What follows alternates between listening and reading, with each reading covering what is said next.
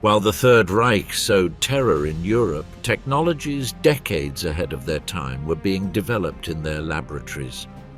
From revolutionary weapons to inhumane medical experiments, Nazi science was as advanced as it was dangerous, and many of its investigations remain a mystery to this day. What secrets did the Reich's science hide? How much of that technology was silenced, stolen, or absorbed after the war? This is the hidden story of the darkest and most surprising side of human knowledge. The powerful secrets of Nazi science and technology.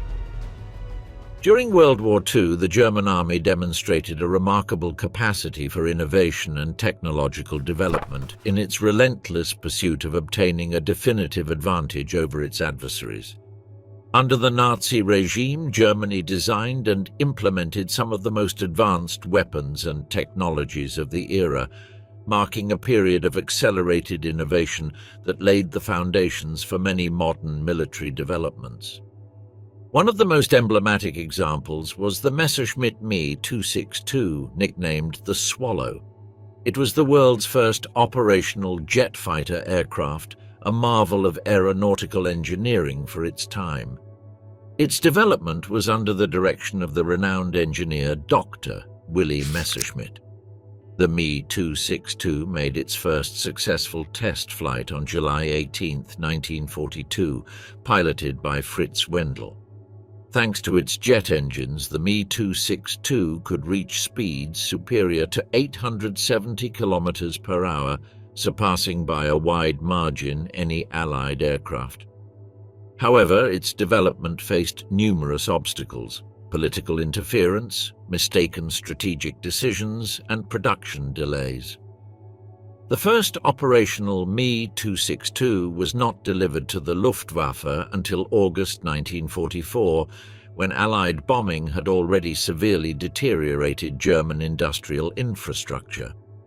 Despite this, the Me 262 became a symbol of the technological potential of the Third Reich. Another revolutionary innovation was the V-2 rocket, Vergeltungswaffe 2, or Retaliation Weapon 2, the world's first operational long-range ballistic missile. Powered by liquid fuel and capable of reaching targets more than 320 kilometers away, it was developed at the Peenemünde Military Research Center, under the direction of Wernher von Braun and his team. The V-2 made its first successful flight on October 3, 1942, and reached supersonic speeds, making it practically impossible to intercept. The first attack with a V-2 took place on September 7, 1944, with a launch from a mobile platform against Paris. Throughout the war, more than 3,000 V-2 rockets were launched against Allied targets, causing great damage and human losses. However, its production was costly, its precision limited, and it was marked by the massive use of forced labor, especially in installations like Mittelbau-Dora. Even so, the V-2 represented a gigantic technological leap that would directly influence future space exploration and the arms race of the Cold War. Nazi technological development also covered the field of radar and night vision. Germany introduced state-of-the-art radars like the Würzburg and the Mammut, crucial for the detection of enemy aircraft. Likewise, advances were made in infrared technology, with the creation of the Zielgerät 1229 Vampire night sight, mounted on Sturmgewehr 44 assault rifles. This combination allowed some German units to attack effectively even in complete darkness. In the field of guided munitions, Germany was also a pioneer with the Fritz X bomb, the first precision-guided bomb in history. Successfully used to sink the Italian battleship Roma in 1943, the Fritz X represented an advanced vision of what future smart munitions would be. German armored vehicles also reflected this avant-garde approach. The Tiger I, Tiger II, or Königsteiger tanks and various Panzer models were known for their powerful armament, thick armor, and imposing design. They were feared on the battlefield for their ability to overcome their Allied counterparts. Additionally, German engineers developed the Sturmgeschütz III, Stu-G3, the world's first operational assault gun, initially designed for infantry support, but which soon transformed into an effective tank destroyer thanks to its low profile and firepower. German innovation was not limited to armament. Radio frequency navigation systems were also developed, such as the Knickebein, the X-Gerät, and the Y-Gerät, which guided bombers precisely to their targets even at night or in bad weather. These systems are considered precursors to modern satellite navigation technologies, such as GPS. Despite being deeply stained by the use of slaves, the brutality of the regime, and the context of a genocidal war, the technological innovations developed by Nazi Germany represented a significant leap in military science. From the first jet aircraft to ballistic missiles and advanced radars, these advances not only changed the course of the war, but also influenced the development of modern technology. German submarines and the struggle for control of the Atlantic. The Battle of the Atlantic, fought between the German Navy and the Allied naval forces, was a titanic, prolonged and ruthless struggle that would define the course of World War II, and with it, the fate of the free world. At the heart of this lethal confrontation were the U-Boote, the feared German submarines, relentless predators that stalked the maritime routes of the North Atlantic with a single objective: to cut the umbilical cord that kept the besieged British Isles alive. It was a silent war beneath the waves where each journey could be the last. The backbone of this submarine fleet was the Type XXI, a versatile, robust and lethal platform capable of causing havoc even among the best escorted convoys. Equipped with lethal torpedoes and a deck gun, the Type XXI became a symbol of terror in the Atlantic. At the command of these machines were men like Günther Prien and Otto Kretschmer, aces of the sea whose bold exploits inspired their comrades and sowed fear among their enemies. The submarine campaign reached its peak between July 1940 and October 1941 in a period known by the Germans as the Happy Time. During this time, the submarines operated in wolf packs, inflicting enormous losses on the Allies. Millions of tons of vital supplies were sunk, and the United Kingdom was on the brink of collapse from starvation. Admiral Karl Dönitz, architect of the submarine strategy, had made his objective clear: the only way to bend England is to cut its maritime routes. But that dark tide was about to change. The Allies, determined to survive, responded with innovation and determination. Radar, the HFDF system, and anti-submarine aircraft equipped with depth charges and land-sea search radars, such as the Lockheed Hudson and consolidated B-24 Liberator, began to turn the tide. The submarines ceased to be hunters to become prey. Losses grew exponentially. 3 out of 4 German submariners never returned from their missions.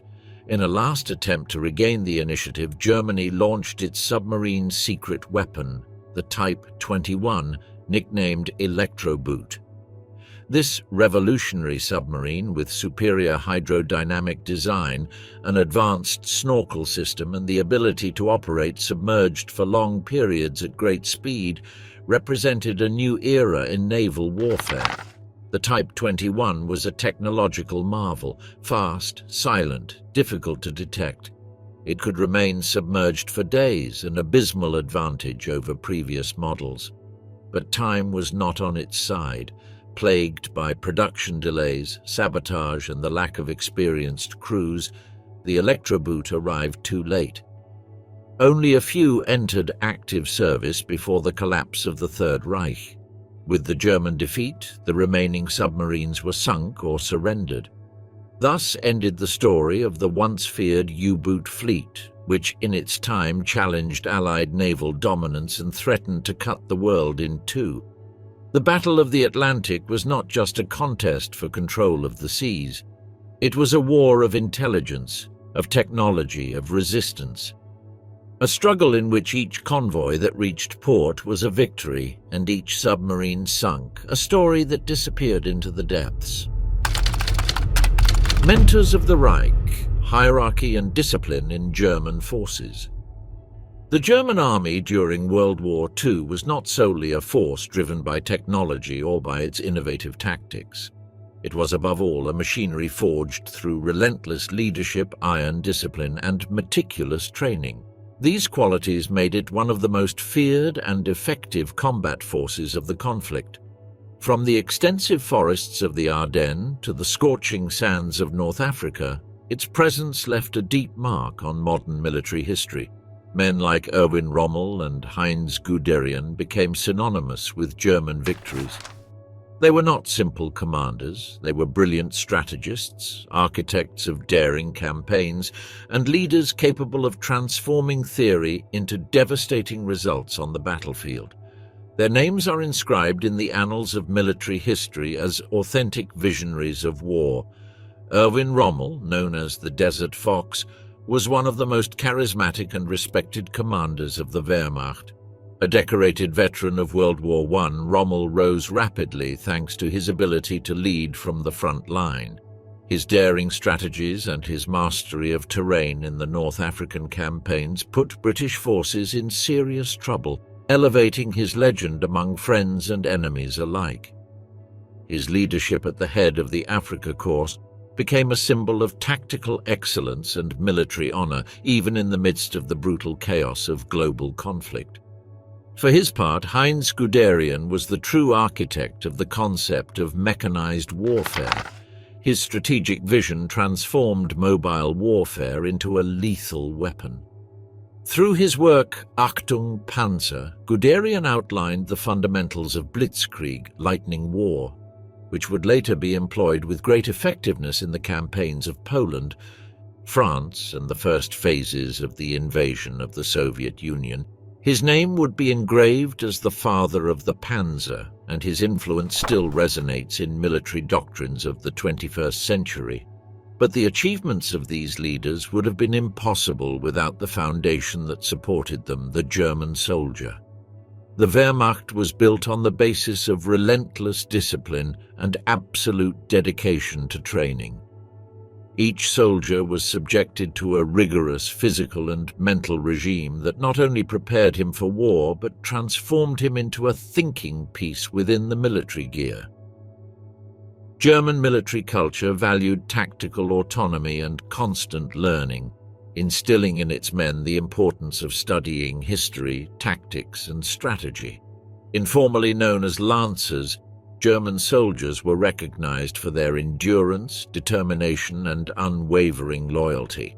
These qualities were tested time and again, from the icy fields of Russia to the improvised trenches of the West.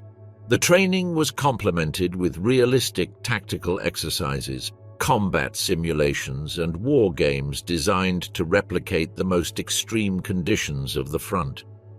The Wehrmacht fostered a culture of adaptation and continuous improvement. Officers were instructed not only to give orders, but to understand and anticipate the enemy's thinking. This ability to learn, adapt, and evolve amid the chaos of war was key for Germany to maintain its military effectiveness during the most intense years of the conflict, even facing a coalition of enemy powers with vast resources. Ultimately, the successes of the German army during World War II cannot be understood without examining the interaction between its leaders and its troops. Rommel and Guderian did not just command armies, they commanded men molded by an ancient, demanding, and proud military tradition. Their strategic genius found echo in the discipline and dedication of the soldiers who followed them. Today, when the triumphs and tragedies of that army are examined, a brutal yet fascinating testimony of the power of leadership, military preparation, and human will is revealed. The history of the Wehrmacht is also the history of its men, visionary leaders and hardened soldiers who, by conviction, duty, or obedience, fought for a cause that would end up dragging them into the abyss of history. Hitler's Iron Fist, the Army of the Reich. The German army of World War II, the Wehrmacht, has been engraved in the annals of history as a military force of terrifying effectiveness and unprecedented tactical precision. However, it also symbolizes the dangers of strategic arrogance, excessive ambition, and the subordination of military power to a fanatical ideology. At its peak, it seemed invincible. In its fall, it left hard but necessary lessons for future generations. Despite its impressive initial achievements, the Wehrmacht was finally defeated by a combination of its own strategic errors and the unwavering resilience of the Allies. Understanding the reasons for this defeat is not just an academic exercise, but an essential lesson about the limits of military power, the importance of long-term planning, and the human cost of a global war. One of the most catastrophic errors was the decision to invade the Soviet Union in June 1941. Operation Barbarossa, conceived as a rapid and decisive offensive, became a colossal war of attrition. The German army completely underestimated the vastness of Soviet territory, the implacable climate, and above all, the enemy's capacity for recovery. Soviet resistance, iron and ruthless, not only stopped the German advance at the gates of Moscow and Stalingrad, but began to push back, slowly, the Nazi machinery toward Berlin. The consequences of this invasion were disastrous. The Eastern Front became a bottomless pit of men and resources. The Wehrmacht, which had been designed for rapid and decisive campaigns, found itself trapped in a prolonged struggle for which it was not prepared either logistically or morally. The supply lines, which extended for thousands of kilometers, were vulnerable, inefficient, and difficult to maintain. The lack of fuel, ammunition, spare parts, and food weakened each successive offensive. Logistics, always the Achilles heel of German forces, played a central role in their defeat. The obsession with rapid expansion and the symbolism of spectacular victories clouded strategic judgment. Each new conquered territory implied an additional burden, more routes to protect, more enemies to subdue, more resources to administer. The Wehrmacht victories in Poland, France, the Balkans, and North Africa, although spectacular, could not translate into a sustainable victory. As the war extended, the Allies, the United States, the United Kingdom, and the Soviet Union, consolidated an overwhelming industrial and military power. Allied material superiority was one of the most decisive factors of the conflict. American factories produced tanks, aircraft, and munitions on a scale impossible to match for Nazi Germany.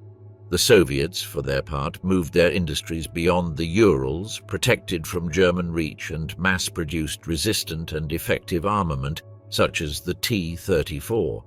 The United Kingdom maintained its resistance and served as a crucial base for the liberation of Europe. However, beyond the material, the true strength of the Allies lay in their moral and political determination. While the Nazi regime fought for racial supremacy and imperial expansion, the Allies fought for freedom, sovereignty, and survival. This fundamental difference in ideals motivated tenacious resistance even in the face of crushing defeats. The Wehrmacht, however competent it was from a tactical point of view, operated under chaotic strategic command, dominated by an increasingly erratic Hitler. The Führer's interference in military decision-making led to costly errors, such as the refusal to allow tactical retreats or the insistence on unsustainable offensives.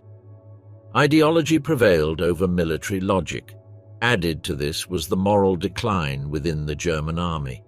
What had begun as a disciplined and professional force ended up involved in war crimes, mass executions, and a total war that respected neither civilians nor prisoners. The Wehrmacht was stained by its complicity in the crimes of the Nazi regime, which distances it from any simplistic idealization of its technical capacity. The lessons that the history of the Wehrmacht leaves us are multiple. It reminds us that military power without a coherent strategy and a just cause is doomed to failure. It teaches the importance of logistics, adaptability, and competent leadership. And above all, it highlights that war, beyond statistics and maps, is a test of the human soul, of its resistance, its suffering, and its capacity to overcome tyranny. As Winston Churchill said, "Those who do not learn from history are condemned to repeat it." Therefore, it is fundamental to remember, reflect, and learn. The history of the German army during World War II is not just a chronicle of victories and defeats. It is a warning, a mirror in which the present can look at the dangers of overconfidence, contempt for ethics, and the illusion of invincibility. Strength and terror. The role of the Waffan SS in World War II. From the shadows of the Third Reich, the Waffan SS emerges as one of the most controversial and feared military forces of World War II, originally conceived as a personal protection unit for Adolf Hitler within the Schutzstaffel, the SS. They would rapidly evolve to become an autonomous, lethal, and fanatically loyal combat force to the Führer. Their fame on the battlefield only compares to the dark legacy they left behind: war crimes, active participation in the Holocaust, and blind devotion that fueled the Nazi repressive apparatus. The origin of the Waffen SS dates back to the early 1930s, when Heinrich Himmler sought to consolidate an ideologically reliable armed wing to protect the regime. What began as an elite guard soon expanded. With the outbreak of war, their ranks grew to exceed 900,000 men, recruited not only from Germany but from all occupied Europe. Croats, French, Belgians, Estonians, Norwegians, men of various nationalities enlisted, some by conviction, others by opportunism or coercion. On the front, the Waffen SS earned a feared reputation. Brutal training, iron morale, and unmatched aggressiveness turned these units into the striking fist of the Third Reich. Divisions like the Leibstandarte SS Adolf Hitler, the Das Reich, and the Hitlerjugend fought in the bloodiest scenarios of the conflict, from the siege of Kharkov to the trenches of Normandy. A brutal example of their tactical prowess was the Third Battle of Kharkov in 1943. There, the 2nd SS Panzer Corps, under the command of Paul Hauser, launched a lightning counter-offensive against Soviet forces, recapturing the city and demonstrating a maneuverability that even the Wehrmacht admired. It was a victory that momentarily restored pride to the German army after the debacle of Stalingrad. Another decisive episode was the Battle of the Ardennes in December 1944. In the last great attempt to reverse the course of the war, Hitler bet on his most loyal units. Elite divisions of the Waffen SS led the winter offensive that surprised the Allies. Although they did not achieve their final objective, they inflicted great losses and prolonged the war in Western Europe. But the history of the Waffen SS cannot be told only from the military perspective. Their brutality did not remain on the battlefields.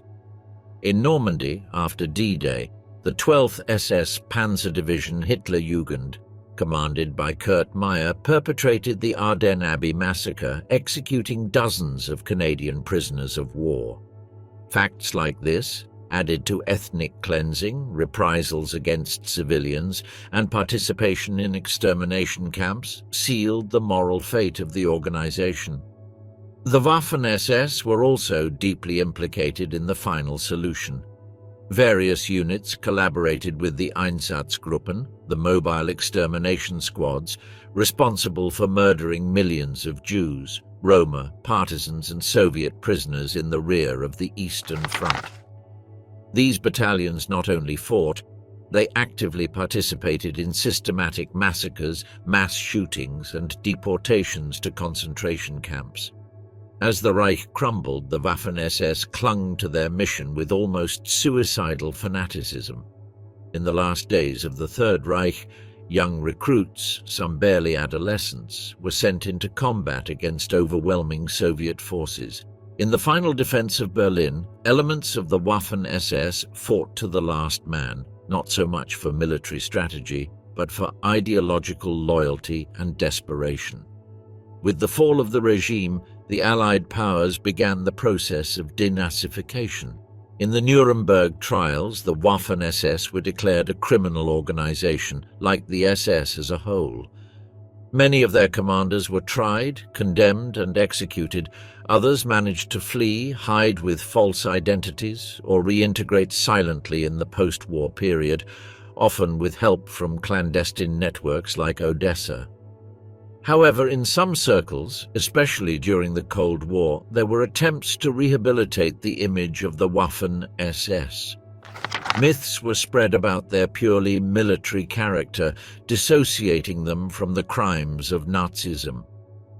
This narrative, promoted by former members and revisionists, has been discredited by modern historical research, which has demonstrated time and again the direct link between Nazi ideology and the actions of these units.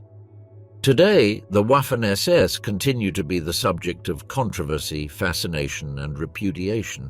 Admired by some for their tactical efficiency, but universally condemned for their role in the crimes of the Nazi regime, their legacy is a reminder of what happens when military obedience becomes an instrument of fanaticism. The Waffen SS were not just soldiers. They were the armed face of totalitarianism, a body designed to impose terror, exterminate the enemy, and ensure the survival of Nazism at any cost. Their history, far from glorification, demands memory, judgment, and reflection. Because in each black uniform, in each skull insignia, lies the warning of how far humanity can descend when ideology supplants conscience. Blitzkrieg, the lightning that changed war. The strategy known as Blitzkrieg, or Lightning War, was a revolutionary military tactic that would define the German army during the first stages of World War II. Conceived and perfected by strategists like Heinz Guderian and supported by leaders like Erich von Manstein, this form of warfare forever transformed modern combat, prioritizing speed, surprise, and the concentrated use of mechanized forces to inflict rapid and devastating blows before the enemy could react. The seeds of Blitzkrieg were sown in the interwar period when German officers carefully studied the lessons of World War I. The stalemate of trenches and war of attrition demonstrated the need for more mobile and effective tactics. Inspired in part by British theorists like B.H. Liddell Hart and J.F.C. Fuller, the Germans developed a model of warfare based on the precise coordination of tanks, infantry, artillery, and tactical aviation, especially dive bombers. The first real demonstration of this strategy occurred with the invasion of Poland in September 1939. Panzer divisions, supported from the air by the fearsome Stuka dive bombers, overran Polish defenses in a matter of weeks. The victory was so rapid and conclusive that the entire world understood that a new era of mechanized warfare had begun. But it was in May 1940 when Blitzkrieg reached its maximum expression during the invasion of France and the Low Countries. In a bold move, General von Manstein proposed a plan, later known as the Manstein Plan, that suggested crossing the densely forested Ardennes Massif, a region considered by the French as virtually impassable for an armored force. When German panzer divisions led by Heinz Guderian burst through the Ardennes and crossed the Meuse River, the Allies were taken by surprise. The defences collapsed. The French and British armies were surpassed in speed, coordination, and offensive power.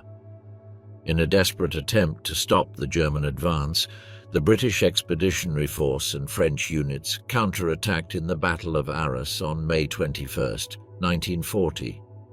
Although they caused some casualties and confusion, the effort was insufficient. Allied forces were forced to retreat toward the coast, culminating in the dramatic evacuation of Dunkirk, where more than 330,000 British and French soldiers escaped certain annihilation in the famous Operation Dynamo. The devastating effectiveness of Blitzkrieg left the world stunned. The German army seemed unstoppable. Its ability to destabilize entire armies in a matter of days redefined modern military doctrine. But Blitzkrieg had its limits. When the war moved to the vast territories of the Soviet Union in 1941, the immense distances, difficult climatic conditions, and deficient supply lines began to erode its effectiveness. The Soviets, moreover, quickly learned to adapt their defensive tactics and to absorb the first blows to counterattack with force. As the Allies developed their own responses, such as defense in depth, logistical blockades, and air supremacy, the German ability to repeat their lightning victories was drastically reduced. Thus, what was once a revolutionary tactic became a double-edged sword, powerful at the beginning but difficult to sustain in a prolonged war. Blitzkrieg went down in history as a lesson about the power of military innovation, but also about its limits in the face of the reality of total war. Between codes and shadows, the mysteries of the Enigma. In the somber and silent world of espionage during World War II, a crucial battle was fought far from the battlefields, a war of codes, machines, and brilliant brains. In this invisible conflict, the ability to communicate in secret could mean the difference between victory and annihilation. The apparatus that embodied that hope for the Third Reich was a marvel of cryptographic engineering, the Enigma machine. Initially developed in the 1920s as a commercial device, Enigma was adopted and modified by the German army to become the main encryption instrument of all its strategic communications. Its mechanism, apparently simple, concealed extraordinary complexity. A series of rotating electromechanical rotors and a connection plate that allowed billions of permutations. Each time a key was pressed, the internal configuration of the rotors changed, generating a new encryption pattern. It was, in essence, a miniature mathematical fortress. The Nazi High Command blindly trusted Enigma's security. So convinced were they of its invulnerability that they openly transmitted their operation plans, military deployments, and convoys by radio. That confidence, however, would be their downfall. In secret, very far from the heart of the Reich, an unprecedented Allied operation had begun to unravel Enigma's secrets. The first advances did not come from London or Washington, but from Warsaw. In the years prior to the war, a group of Polish cryptoanalysts led by mathematician Marian Rejewski managed to reproduce the internal functioning of the machine through mathematical analysis and reverse engineering work. It was an astonishing achievement, accomplished under imminent threat. When the war broke out in 1939 and Poland was invaded, the Poles handed over their findings to British and French intelligence services. That information would become the foundation upon which one of the greatest achievements of modern espionage would be built, Project Ultra. In the quiet gardens of Bletchley Park, a country mansion converted into an intelligence centre, the British gathered the brightest minds in the United Kingdom. Mathematicians, linguists, logicians, and chess players worked day and night to break Nazi codes. Among them was a young mathematician with a prodigious mind, Alan Turing. Turing and his team developed an electromechanical device known as the bomb, a machine capable of rapidly analyzing thousands of possible Enigma configurations. Thanks to this innovation, combined with human intelligence, German operational errors, and pattern analysis, the Allies managed to decipher millions of German messages daily. The impact was monumental. For the first time, Allied leaders could anticipate their enemies' movements with chilling precision. Thanks to Ultra, German submarine attacks in the Atlantic were detected, ambushes in Africa were frustrated, and vital supply routes were protected. During the preparation for D-Day, the information obtained through decryption allowed the Allies to deceive and disorient the German High Command, contributing to the success of the Normandy landing. Historians agree that the work carried out at Bletchley Park shortened the war by 2 to 4 years, saving millions of lives. However, this triumph of reason and logic was kept secret for decades. The men and women of Bletchley swore silence, even in front of their own families.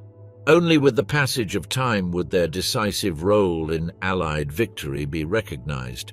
Thus, in the invisible margins of World War II, a parallel war was fought, a war of wit against the apparently indecipherable code of Enigma, a war in which intelligence overcame machinery and in which the silence of a few changed the fate of millions. War engines, the forgotten ones of German supply. Behind every victorious army hides an invisible but essential network: logistics, a complex, extensive, and carefully managed supply network which ensures that every soldier has ammunition, every tank has fuel, and every front has the necessary resources to sustain the fight. In the case of the German army during World War II, this logistical network was not only vital, but also innovative, formidable, and finally, insufficient given the magnitude of the conflict.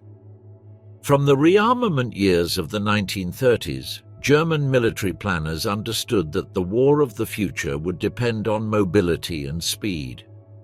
Inspired by the experiences of World War I and by the emerging concept of mechanized warfare, key figures like Heinz Guderian, and not Heinz, advocated for an agile army which could move quickly across vast extensions of territory.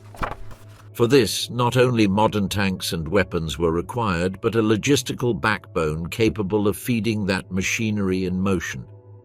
One of the most emblematic vehicles of this infrastructure was the Opel Blitz, and not Opel Bleach, a light and versatile truck that would become the workhorse of the Wehrmacht, not the Wehrmacht.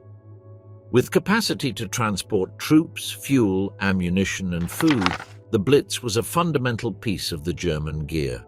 Its robust design and reliable engine allowed it to operate in all types of terrain, from the muddy forests of Russia to the scorching deserts of North Africa. Beyond its function as standard transport, the Opel Blitz was modified for multiple uses: ambulances, field kitchens, radio communication vehicles, and even mobile workshops. Its adaptability and massive availability made it one of the most prized assets of the German army. Alongside it, other vehicles like the SDKFZ 251 and the Hanomag half-track fulfilled tactical and armored transport functions, expanding the reach of logistics on the battlefield. The logistical efficiency of the Third Reich was also reinforced by a pragmatic approach: the systematic use of captured enemy vehicles. From French and Czech trucks to repurposed Soviet tanks, the Wehrmacht integrated any available resource. This strategy allowed maintaining operational a military force that advanced rapidly across multiple fronts, but also generated maintenance and spare parts problems that, over time, would be critical. However, the war was not static, and German logistics, however innovative it was not prepared for a prolonged war of attrition. As the fronts extended, particularly in the Soviet Union, German supply lines became increasingly vulnerable. Trains were bombed, trucks got stuck in muddy roads, and distances became impossible to cover efficiently. The Allied air offensive, with its strategic bombing campaigns on German industrial and railway infrastructure, further accentuated the collapse. On the Eastern Front, extreme winter conditions and inhospitable terrain paralyzed entire supply columns. Fuel shortage became a constant nightmare. Many tanks and armored vehicles had to be abandoned not due to enemy destruction, but for lack of maintenance or fuel. The titanic effort of the supply soldiers, mechanics, and rear guard drivers was not enough to compensate for the growing industrial disadvantage of the Reich against the Allies. While Germany produced with difficulty, the United States and the Soviet Union manufactured en masse.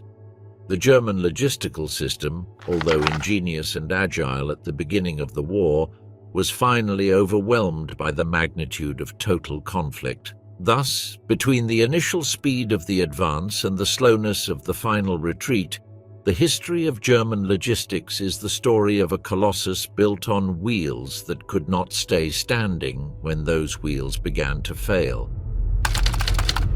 War from the air, tactics and impact of the Luftwaffe. As the clouds of war gathered over Europe in the late 1930s, a new and fearsome instrument of Nazi military power emerged: the Luftwaffe, the Air Force of the Third Reich.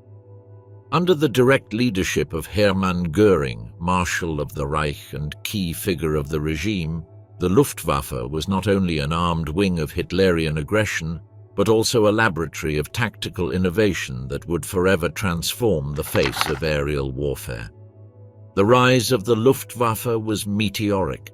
In just a few years, Germany went from having a non-existent air force, due to the restrictions of the Treaty of Versailles, to building one of the most modern and feared air fleets in the world. This transformation was based on avant-garde tactics, a decentralized command and control approach, and technologically advanced aircraft. The Stuka, terror from the skies.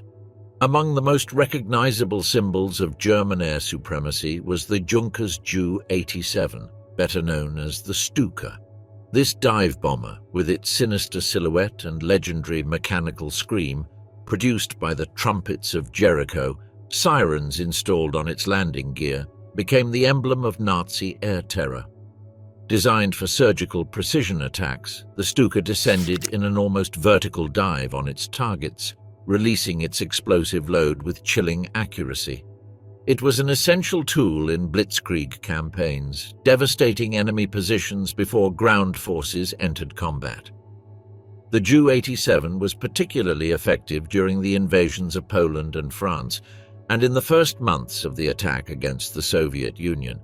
One of its most notorious pilots was Hans-Ulrich Rudel, the most decorated man of the Third Reich. Aboard his Stuka, Rudel destroyed more than 500 Soviet tanks, dozens of anti-aircraft batteries and warships, becoming a living legend of the Luftwaffe. To the enemy, he was the eagle of the Eastern Front, the struggle for the sky, fighters and legendary pilots. Alongside the Stuka, the Luftwaffe's fighter force played a vital role in establishing German air superiority. The Messerschmitt Bf-109 and the Focke-Wulf Fw-190 were two of the most advanced fighters of their era, fast, maneuverable and armed with lethal cannons and machine guns.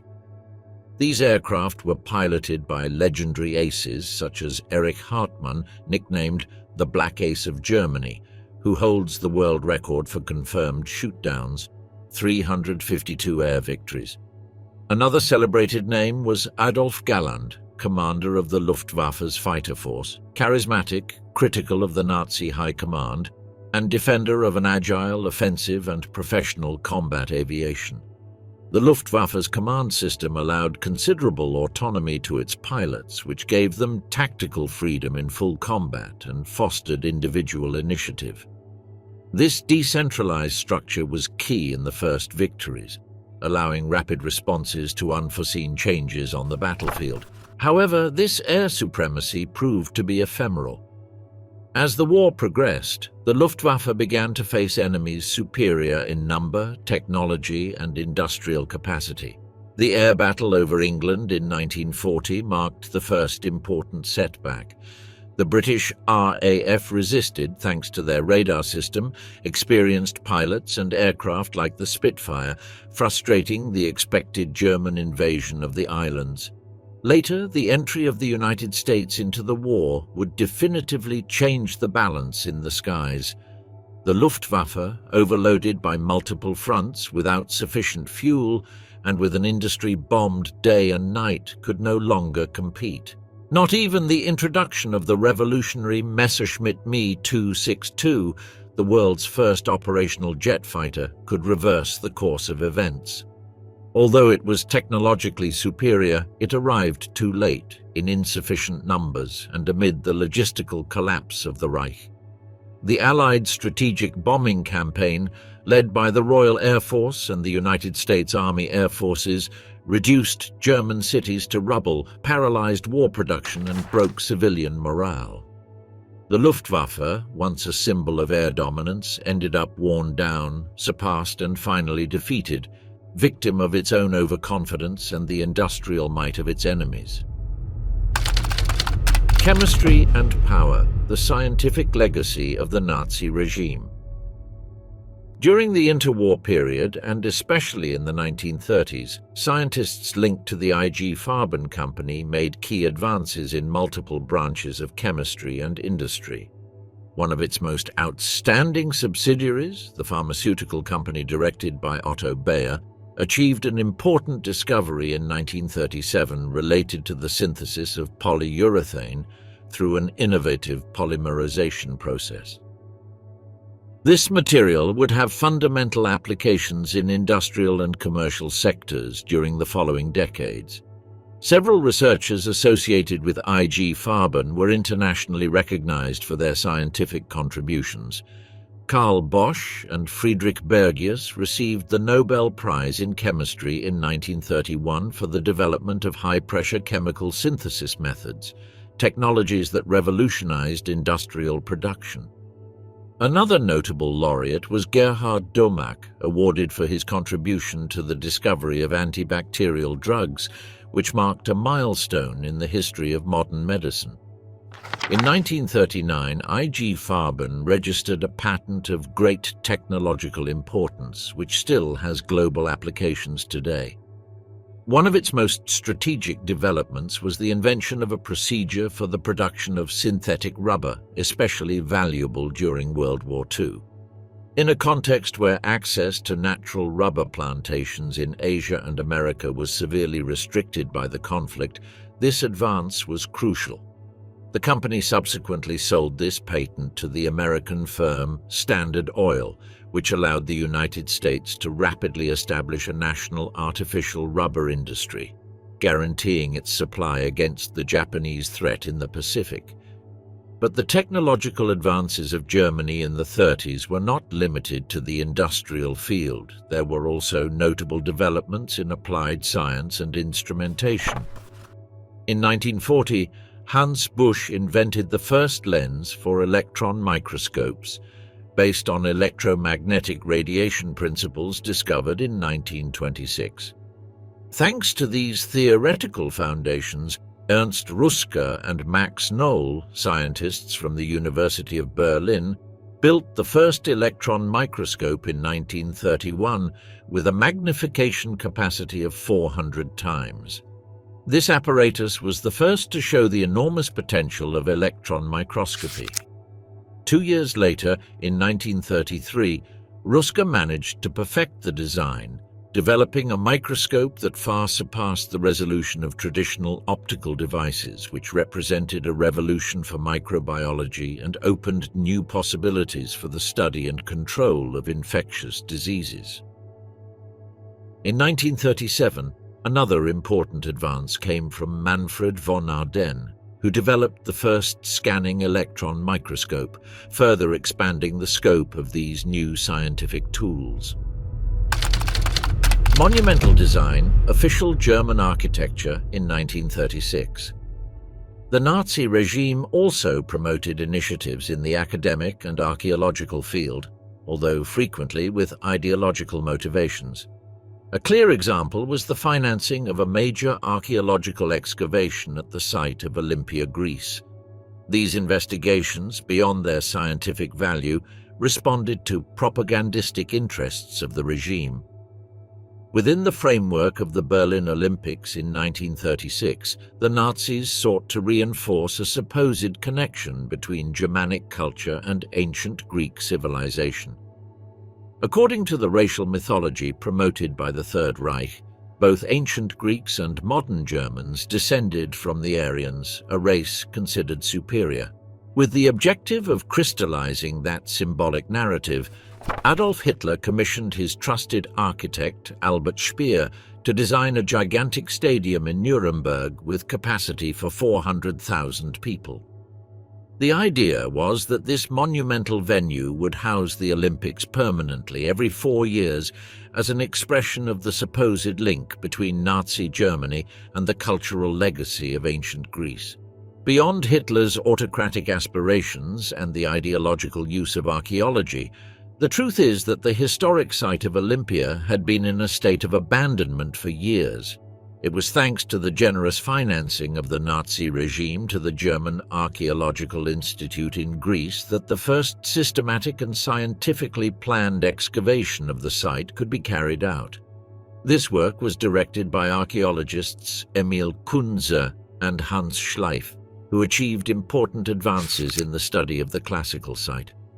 However, the excavations were interrupted in 1940, and shortly after Germany invaded Greece, a fact that had devastating consequences for the country's archaeological heritage, as many other historic sites also suffered damage, looting, or abandonment as a result of the conflict. Hitler's supercannons. In contrast with scientific developments like synthetic rubber or polystyrene, which had a wide variety of practical and industrial applications, German weapons like railway cannons were much more limited in their utility. Their operational capacity depended strictly on the presence of railway infrastructure, which considerably restricted their range and effectiveness on the battlefield. This was the main reason why so few railway cannons were manufactured in Nazi Germany. The largest of all was known as Schwerer Gustav, and it is presumed that a similar second unit existed, nicknamed Dora, although to this day there is no conclusive proof that this second cannon was built. Some historians believe it was used during the siege of Stalingrad in 1942, although there is no definitive documentation to confirm it. What is certain is that the Schwerer Gustav was, and remains, the largest artillery piece ever used in combat. This colossal cannon measured almost 50 meters long, about 7 meters wide, and its barrel had a length of 32.5 meters. It fired projectiles of 80 centimeters in diameter, with a range of up to 47 kilometers. Its assembly required 250 people and 3 days of intensive work, and 2 anti-aircraft artillery battalions, flak, were usually deployed around it to protect it from possible air attacks. The origin of this superweapon dates back to 1934, when the German Army High Command entrusted the Krupp Company with designing a cannon capable of destroying the fortifications of the Maginot Line, which France had built as defense against a German invasion. The projectiles had to be capable of penetrating 7 meters of reinforced concrete or 1 meter of armored steel, and their range had to exceed that of any French artillery. However, due to its immense size and weight, it could not be transported by conventional railways, so it was necessary to design a special double-track system to move it, as well as the use of cranes and locomotives adapted for its installation. The construction of the Schwerer Gustav did not begin until mid-1937, once Hitler officially authorized the project. The technical difficulties in manufacturing such massive steel pieces delayed its completion for several years. Meanwhile, a second unit was commissioned, the supposed Dora, whose exact fate remains unknown. When the Gustav was finally completed, France had already been occupied by the Third Reich, so the cannon was no longer necessary on the Western Front. However, it was decided to employ it on the Eastern Front, and in March 1942 it was transported to Crimea. The train that transported it consisted of 25 cars, giving a total of 1.6 kilometers in length, simply to transport a single weapon. The baptism of fire of the Schwerer Gustav occurred during the siege of Sevastopol in June 1942. During the siege, which ended on July 4th, the city was completely devastated. In total, German forces fired about 30,000 tons of artillery ammunition, of which the Gustav fired 47 rounds, which was enough to wear out its original barrel. Therefore, a replacement barrel was installed while the previous one was sent back to the Krupp factory for reconditioning. After the siege, the cannon was dismantled and moved to the north of the Eastern Front, with the intention of being used in the planned attack on Leningrad. It was installed about 30 kilometers from the city, but the attack was finally cancelled. During the winter of 1942, German troops abandoned the Gustav near Leningrad without having used it again. Finally, on April 14, 1945, one day before the arrival of American troops, the cannon was destroyed by the Germans themselves to prevent it from falling into enemy hands. Another large and interesting cannon was the one called Karl Gerät.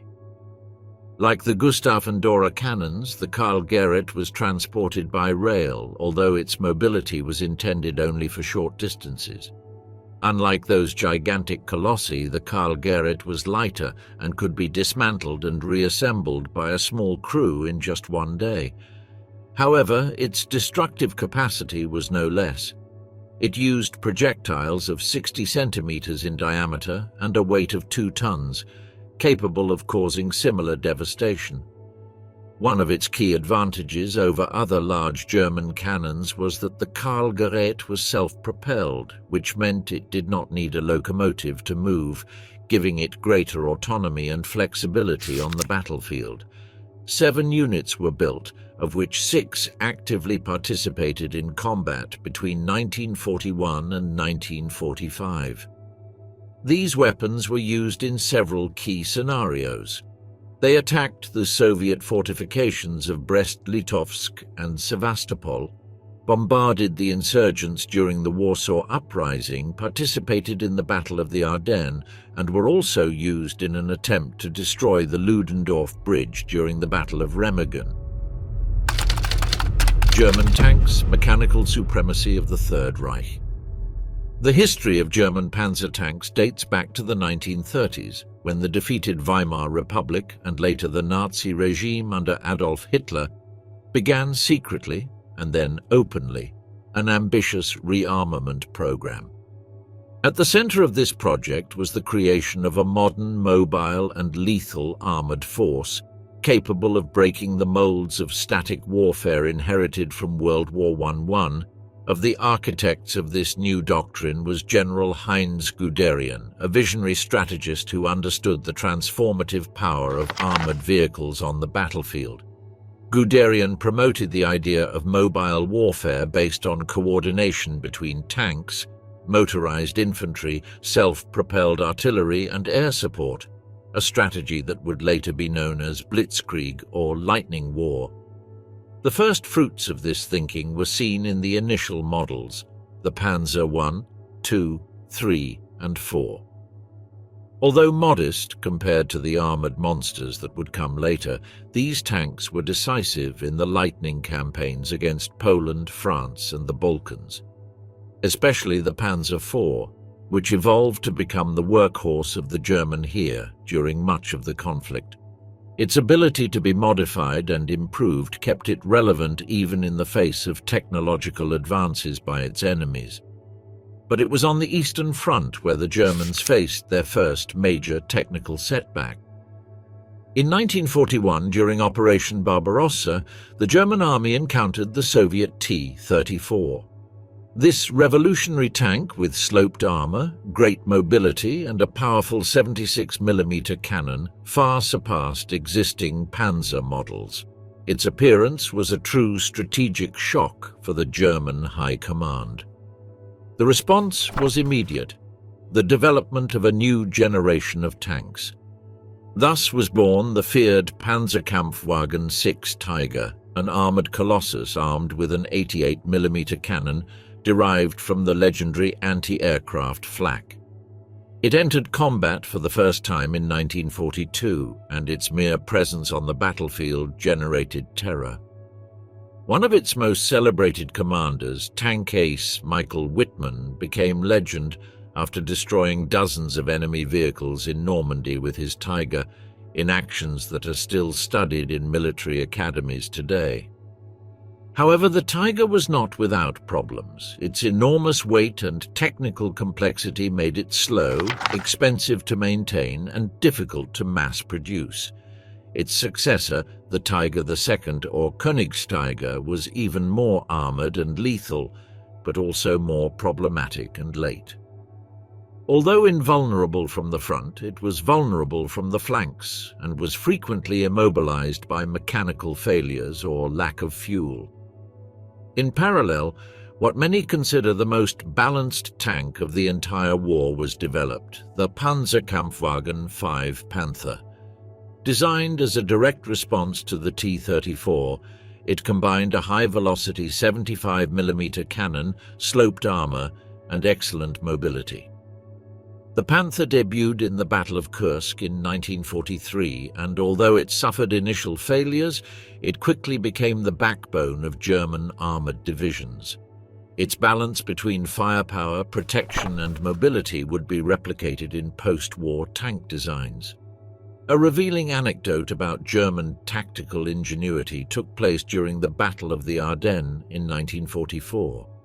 In a deception operation known as Greif, several panzer units were disguised as American M10 Wolverine tanks with the objective of infiltrating Allied lines and sowing chaos. Although the plan had limited success, it demonstrated the sophistication of German operational thinking even in the last months of the war. However, despite their technical advances, panzer tanks could not alter the inevitable course of the conflict.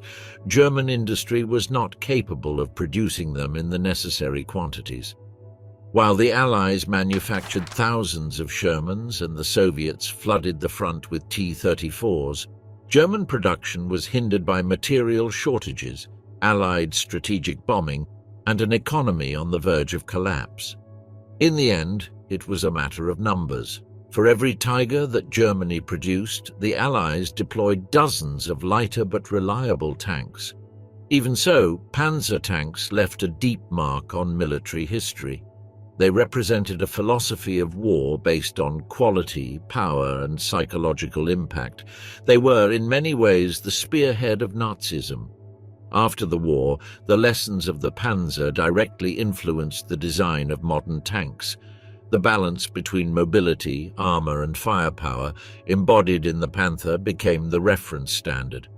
Models like the British Centurion, the American M60, and the first Soviet T-54/55s would directly inherit that legacy. Today, the rusted remains of the Panzers rest in European fields and museums around the world, silent witnesses to an era when the roar of an engine and the thunder of a shot could decide the fate of entire nations. The Third Reich produced some of the most advanced, powerful, and efficient models of World War II, and did so at a rate superior to its enemies. One of the reasons for this superiority was that Germany had already begun manufacturing tanks before the start of the conflict, mainly the Panzer I and Panzer II. Once the war began, these models were quickly replaced by more modern and powerful designs. During the conflict, approximately 50,000 German tanks were manufactured, many of them versions of the Panzer III and Panzer IV, medium tanks known for their resistance, mobility, and firepower. Unlike countries like Great Britain, which designed multiple models without achieving true uniform effectiveness, German tanks followed a coherent design line centered on three key models. One of the most common was the Panzer IV, optimized for different roles on the battlefield. An additional technical advantage was that many German tanks used diesel engines, which significantly reduced the risk of fire in combat. In contrast, American Sherman tanks, powered by gasoline, were more prone to bursting into flames after receiving an impact, which usually caused the death of the entire crew. The Panzer IV was undoubtedly Germany's most numerous and versatile tank during the war. It played a central role in the defense of Normandy and was continuously improved. Derived from the Panzer III, its development began in 1937 and more than 8,000 units were manufactured. The first models were equipped with short 75mm cannons, ideal for infantry support. However, conditions on the Eastern Front, especially in the Soviet Union, demanded more powerful cannons and greater penetration of enemy armor. In response, a variant with a long cannon was introduced, the Mark G model, which appeared in 1943. This tank weighed around 25.5 tons, was powered by a 300-horsepower Maybach engine, reaching a maximum speed of 40 kilometers per hour.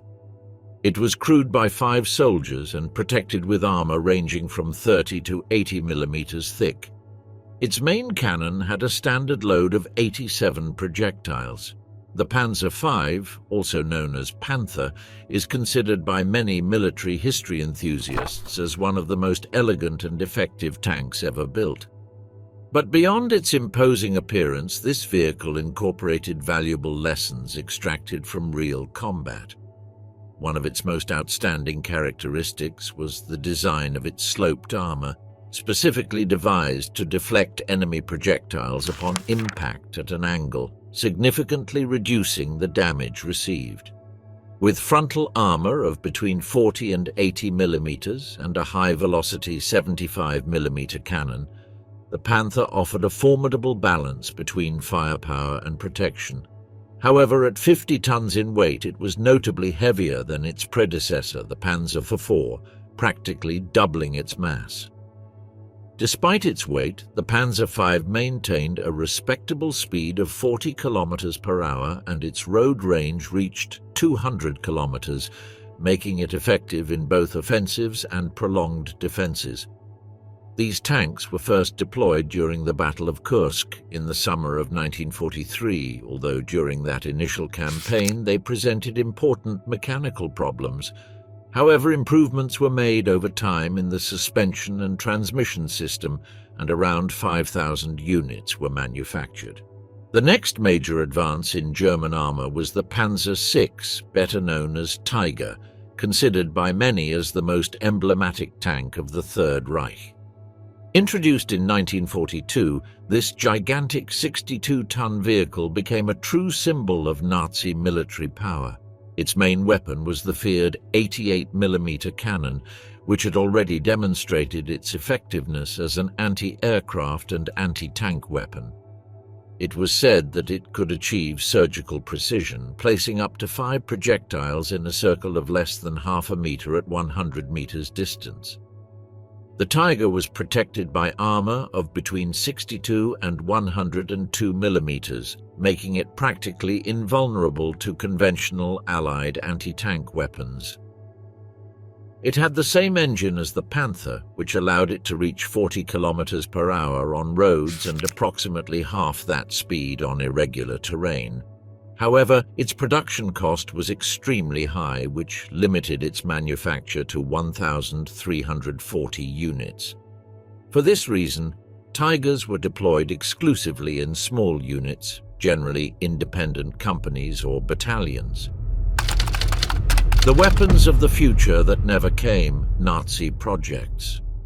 Not all technological innovations of the Nazi regime were successful. As the war progressed, the Nazi Ministry of Propaganda began to spread the term Wunderwaffen, or wonder weapons, to keep morale high and feed hope for a final victory. However, most of these futuristic projects never passed the prototype phase, and those that did arrived too late or in quantities too small to make any strategic difference.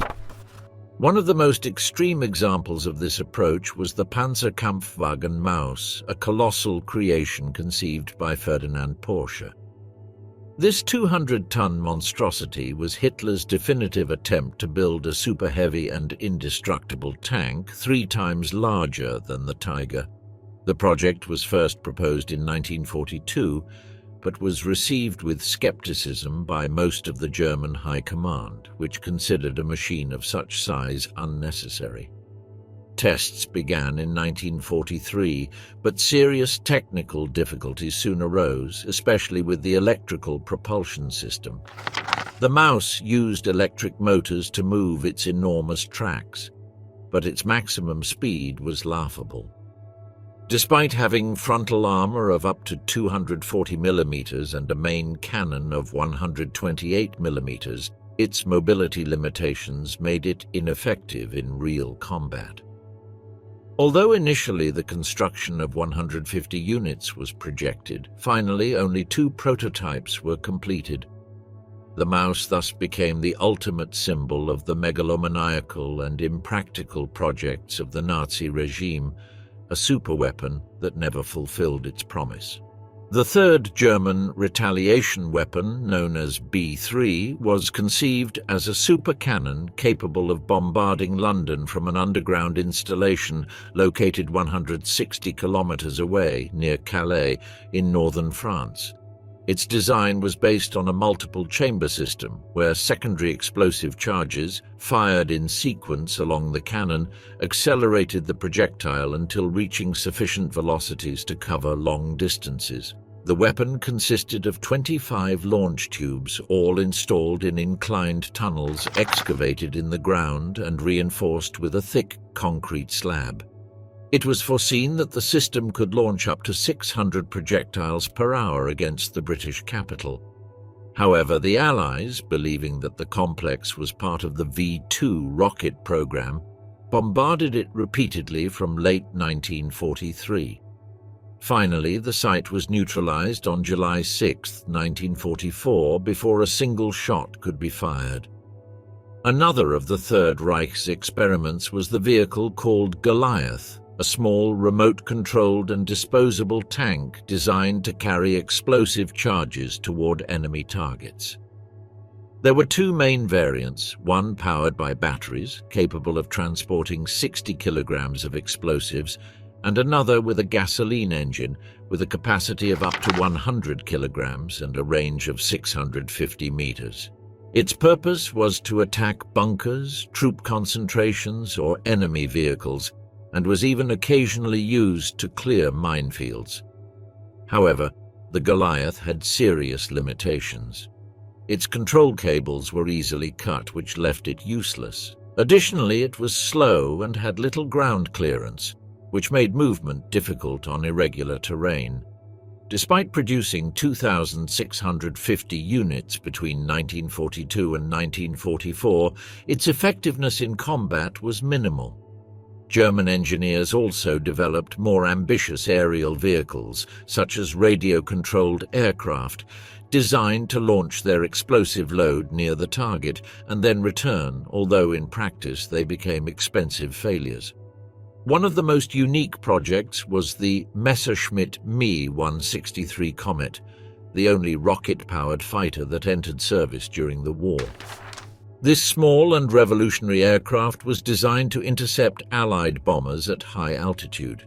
It operated with a liquid propulsion system composed of 2 highly reactive chemical substances, which when combined generated extremely powerful combustion.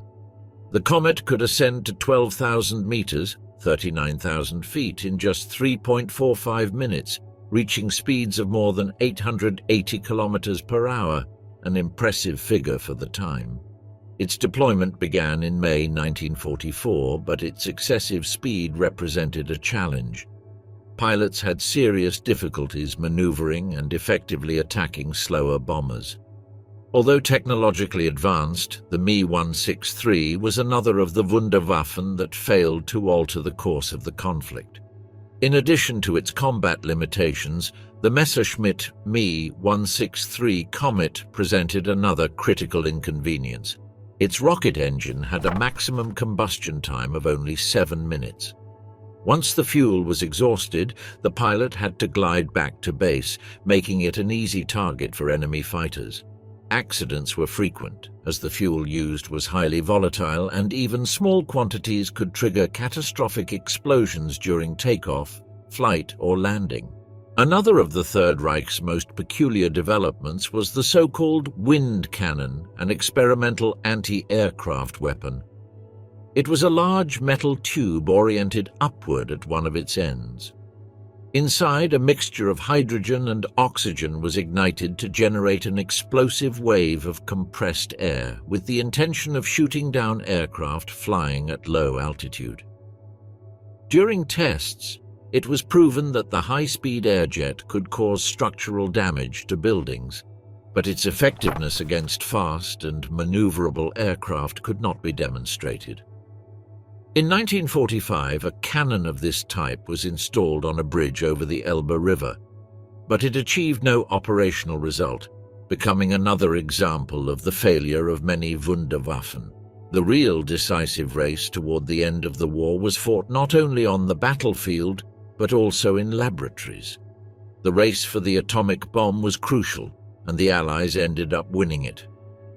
The United States managed to develop the bomb before Germany, partly thanks to a determining factor: the systematic expulsion of Jewish scientists from the Third Reich. Many of these intellectuals, experts in theoretical and applied physics, emigrated to the United States, where they contributed directly to the Manhattan Project. Additionally, upon concluding the war, the Americans launched Operation Paperclip, a secret initiative aimed at recruiting German and Austrian scientists, engineers, and technicians, discreetly transferring them to American territory. The urgency was clear. Many of these scientists were at the forefront in their fields, and their knowledge was seen as vital for future technological and military supremacy. Among the most outstanding figures of German science during the Third Reich was Otto Hahn, a renowned chemist considered one of the fathers of nuclear fission.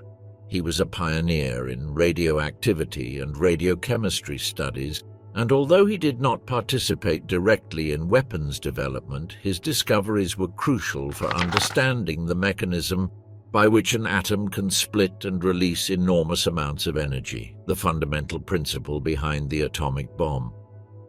In 1938, Hahn, together with Lise Meitner and Fritz Strassmann, managed to demonstrate the fission of the uranium nucleus. However, only Hahn received the Nobel Prize in Chemistry in 1944, a fact that generated controversy as Meitner's contribution, who had to flee Germany for being Jewish, was equally essential. Nuclear fission became the basis not only for nuclear reactors but also for nuclear armament, something that Nazi leaders quickly understood. Hahn proposed that uranium was the most suitable element for manufacturing both reactors and bombs. Fortunately for the regime, it was a relatively accessible material thanks to the uranium mines located in Czechoslovakia, then under German occupation. Aware of the potential of this new technology, Hitler ordered the gathering of the country's brightest scientists, including Hahn himself, Werner Heisenberg, Hans Geiger, Carl Friedrich von Weizsäcker, and others, to work on developing a nuclear program. The American intelligence community, upon learning of this concentration of talent, feared that Germany was close to building an atomic bomb. Faced with this fear, the Allies launched Operation Paperclip, an initiative aimed at capturing and transferring German scientists to the United States to collaborate in the Manhattan Project, directed by Robert Oppenheimer. American concern reached the point of sending an armed agent to a Werner Heisenberg conference in Zurich in 1943. The order was clear. If the presentation indicated that the Germans were close to manufacturing an atomic bomb, he should kill Heisenberg on the spot. Unlike the American approach, the German nuclear program was not centralized. Instead of a single objective, the regime financed different scientific groups, allowing them to develop their research autonomously and fragmentedly. Despite this, significant advances were achieved, such as the development of radioactive isotope separation techniques and experiments with neutron moderators, materials capable of controlling nuclear chain reactions. One of the most relevant discoveries was the use of heavy water as a moderator. The Germans recognized its effectiveness in absorbing surplus neutrons and preventing an uncontrolled reaction. However, they discarded the use of graphite, which would later prove to be one of the most effective and available moderators. The error was probably due to the fact that the samples used by Walter Botha were contaminated with boron, an element that absorbs neutrons, and falsified the results. Both the Americans and the Soviets discovered this error and took advantage of graphite in their own nuclear programs. Despite their advances, German nuclear physics never managed to achieve artificial criticality, that is, the point at which a chain reaction can sustain itself, an indispensable condition for developing both a reactor and a nuclear bomb. They were close, but a little-known accident ended up halting progress. The Leipzig accident, which occurred on June 23, 1942, was the first nuclear accident in history. It took place in a laboratory of the Physics Institute of the University of Leipzig, where a nuclear experiment caused an explosion and fire that destroyed the equipment and significantly delayed the program's advances. From hidden laboratories to battlefields covered with steel and fire, the Third Reich bet on science without moral limits, driven by the ambition to conquer the world. Each invention, each experiment, each advance was born between genius and darkness. Today, many of those secrets rest under tons of earth in classified files or in war museums. But their echo remains, not as a symbol of admiration, but as a warning.